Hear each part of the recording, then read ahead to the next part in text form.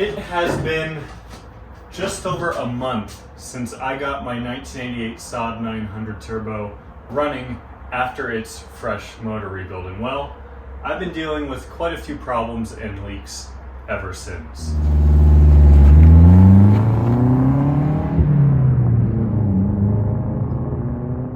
At the conclusion of my last video where we got this car running, I foreshadowed a bit of an issue, and that was an oil leak that at the time we thought was coming from the crankshaft seal. On top of that, we noticed a leak coming from one of the power steering supply lines down here. You will see that replaced in this video. So after having fixed what we thought were the only leaks, meaning power steering line and also the suspicious leak coming from here, I ended up having even more leaks. So I had issues with coolant lines spewing out coolant a few hours after the car was shut off. I ended up going around and tightening down every coolant line to fix that issue, but we still have more to deal with. The car is still leaking. So with how long it has been since I've uploaded a video on this car, I wanted to put this out and show you guys some of the repairs I've done as well as what I'm still dealing with. So let's get into it. Flashback. In today's video, we're going to be doing a couple of things. First off, we have to fix two leaks this car has. One being power steering. This is the supply line that goes from the reservoir down to the power steering pump. This is like the only hose on the entire car that did not get replaced with the rebuild, and well, of course it's leaking. Secondly, the car is also leaking oil from the driver's side somewhere. I've not looked into it yet, so we're gonna have to figure that out together. After we got the car running in the last video, John and I made sure we got the engine timed via a timing light. I showed how to do that in a video where we rebuilt the distributor a few months ago, so you can check that out in the top corner if you're interested on how that works. We also had it running for probably about 45 minutes or so. I've gone through the proper process to get the paint cured on the exhaust. So you can see, unfortunately, it's starting to discolor already on the manifold. And I assume the same is gonna happen for the downpipe and this elbow once we take it for a drive, but we will see. Here's where the car is leaking oil from. It's coming right off of the drain bolt right there. So it means it's coming from somewhere right above there, I'm guessing. The power steering leak is a bit more obvious. It's just fluid dripping down the side of that line. It's old and brittle, so it needs to be replaced.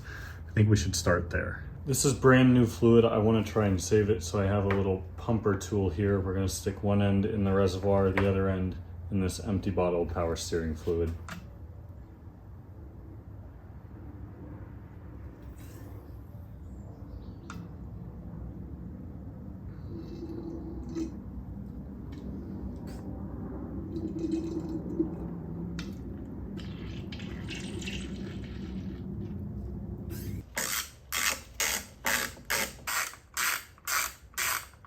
With the reservoir pulled out, I can see and access our line here.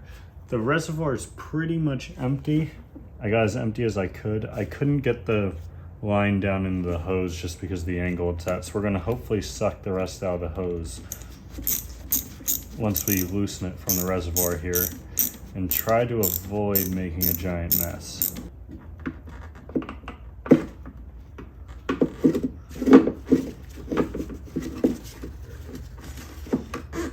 Okay, that was not as bad as I expected. If I stick the hose in there too far, it's just gonna push all the fluid. So I have to like slowly ease it in.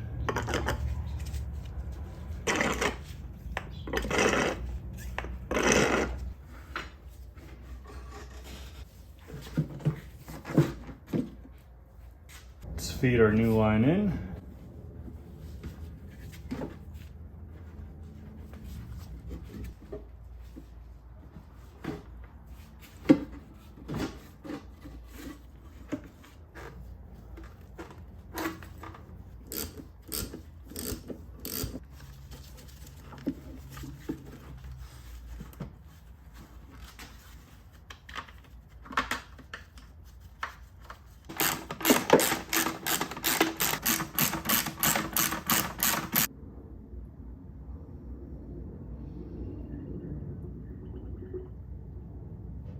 New hose is in. We're filling it with power steering fluid right now.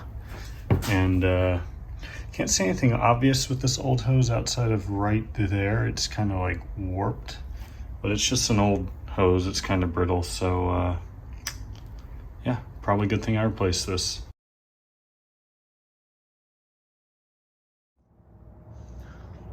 Let's begin by taking off all the intercooler and intake pipes.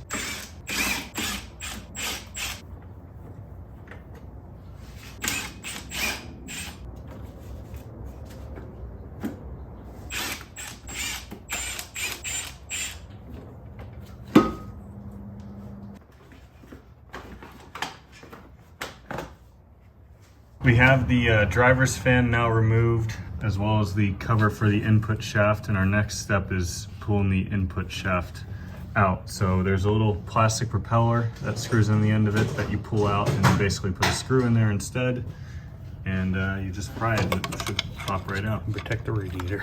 With just a good tug, that came out, so now we should have that out far enough to where it's no longer engaged. Take that bolt out, it might actually come out. For what we're doing though, it doesn't have to come all the way out. Close enough. So the slave cylinder right here has been unbolted. We are now working on removing the pressure plate bolts. So we got 3 of them that were accessible now, and we're just using a flathead to basically forcefully rotate it using the flywheel and get access to the other 3. With those bolts all removed, looks like we've got room to slide the slave out. Just to throw out. Look at that. Easy. Well, it wasn't too bad at all. Now we just gotta do all those flywheel bolts. I have all the flywheel bolts off now. And it's coming loose.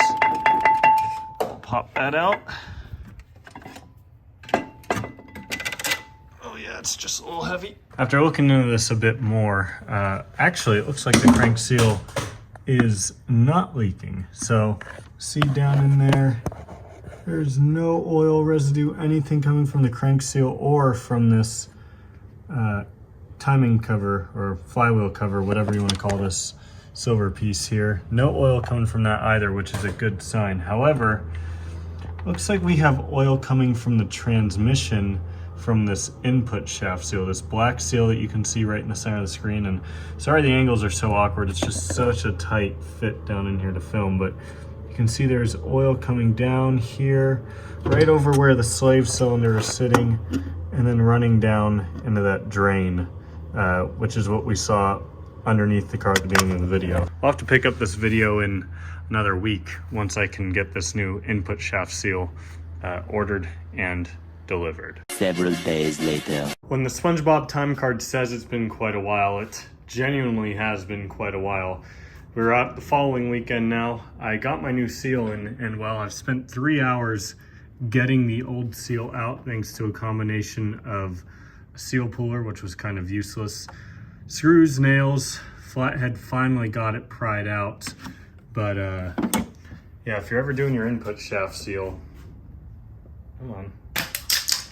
If you're ever doing your input shaft seal, well, good luck to you, because I really struggled with this.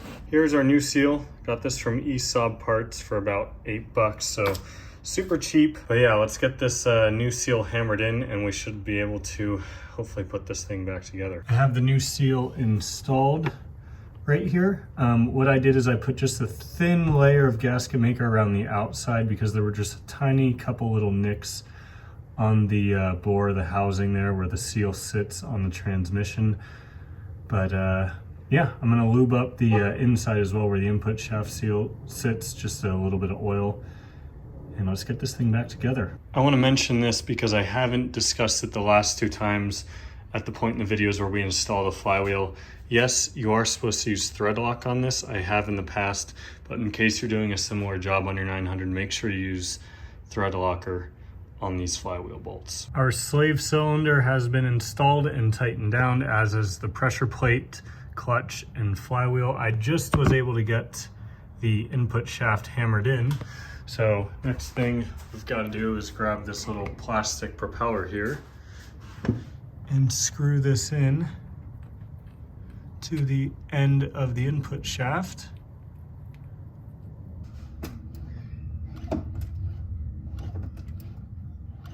Definitely advise doing this with a friend, but I was able to get this tool out by myself. I have my breaker bar sandwiched on the clutch pedal, but definitely recommend doing this with the help of someone else. Well, here we have it. Car is all back together.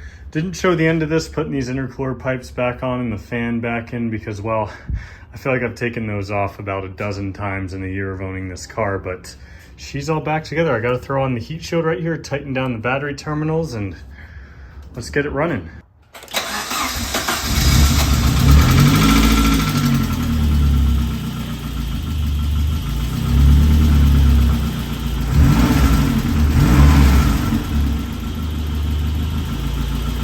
It's idling perfect. The lifter tick has obviously quieted down just from it running a bit more. You can hear how quiet it is now. This is the first time it's run in 3 weeks basically, but awesome.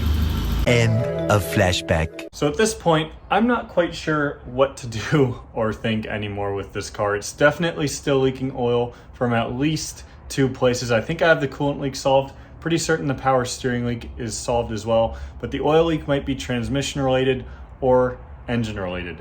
Not quite sure. It might be leaking a little bit from the valve cover, but as you can see from the photo on the screen right here, this is all the oil it had collected as well as what already dripped on the floor.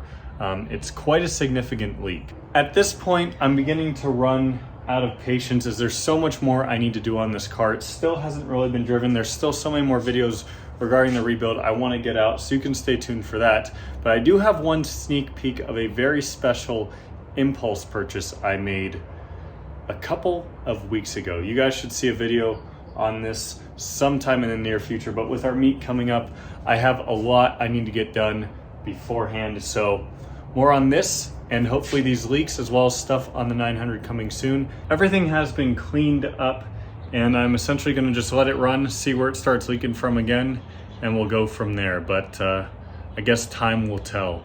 Thank you all so much for watching. If you enjoyed this video, give it a thumbs up. I'll see you next time.